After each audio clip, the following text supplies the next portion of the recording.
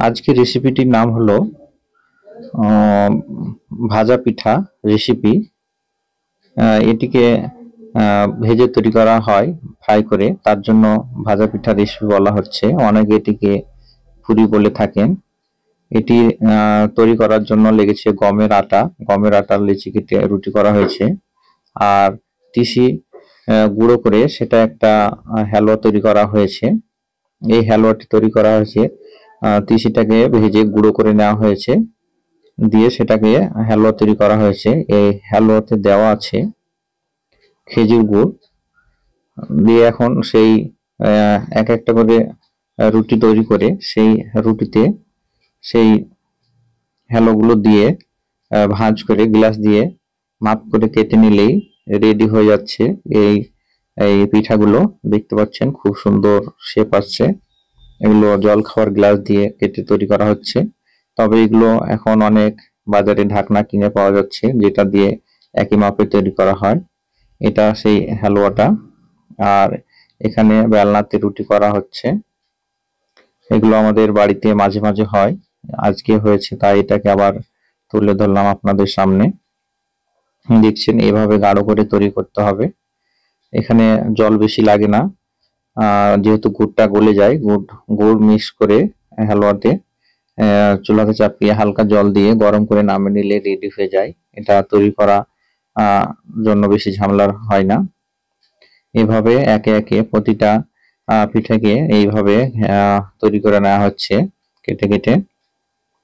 আর মুখটাকে যেন ফেটে না যায় তার জন্য চেপে ডিজাইন করে দেওয়া হচ্ছে হালকা করে।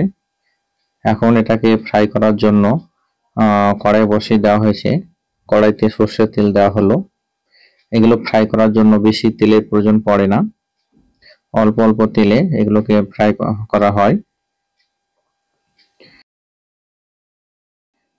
দেখতে পাচ্ছেন, এগুলোকে একে একে এই প্রসেসে ফ্রাই করে নেওয়া হচ্ছে।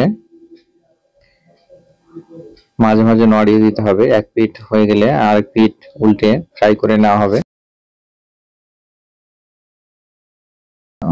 চারো সাইড গুলোকে ডিজাইন করে নেওয়া হয়েছে আঙুলের সাহায্যে চেপে চেপে। তাহলে কি হবে যে ডিজাইন হয়ে যাবে, সাথে মুখটা চেপে আটকে যাবে। সেক্ষেত্রে এগুলোকে ভাজার সময় ফেটে যাবে না। এটা খেতে অত্যন্ত সুস্বাদু। এই পিঠে অনেক কিছু পুর দিয়ে তৈরি করা হয়।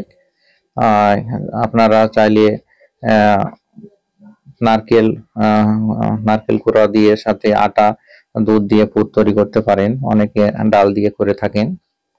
তো আমরা এটা বেশিরভাগ ক্ষেত্রে তিল বা তিসি এগুলো গুঁড়ো করে করে থাকি।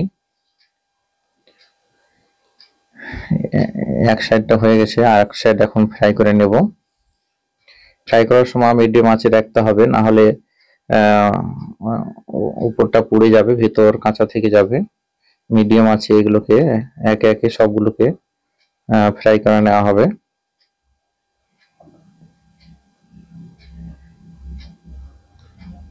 এগুলো ফ্রাই করার জন্য দেখতে পাচ্ছেন বেশি তেল দিতে হয় না, অল্প তেলে হয়ে যাচ্ছে।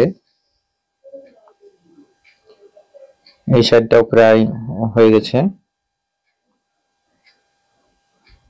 এইভাবে উল্টে পাল্টে লাল করে ফ্রাই করে নিতে হবে। দেখবেন যে খেতে অনেকটাই মুচমুচে হবে। গরম গরম খেতে এটা অনেকটাই ভালো লাগে।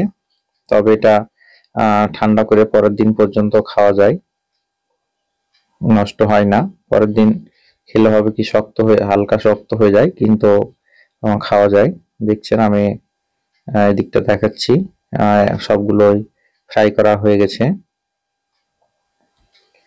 তো আপনারা যারা দেখছেন, যদি পছন্দ হয় রেসিপিটি, আপনারা বাড়িতে ট্রাই করতে পারেন। বেশি কিছু প্রয়োজনই পড়ে না। গমের আটা, এদিকে তিসি গুঁড়ো আর গুড় থাকলে হয়ে যাবে এই আজকের রেসিপিটি।